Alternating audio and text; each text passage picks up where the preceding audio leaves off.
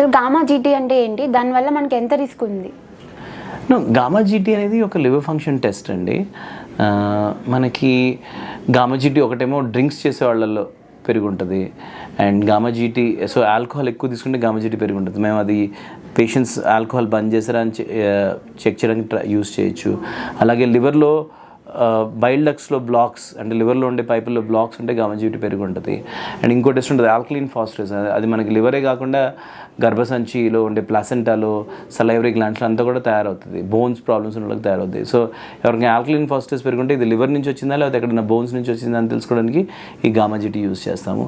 ఇది కాకుండా gamma GT వేరే లివర్ డిజీజ్లో కూడా లివర్ ఇంజురీని ఇండికేట్ చేస్తుంది, పెరుగుంటుంది అనమాట. సో అది చాలా స్పెసిఫిక్ ఏదో టెస్ట్, అదొక్క టెస్ట్ వల్ల మనం ఏదో కనిపెట్టగలం అనేది ఏం లేదు. It's one more liver function test.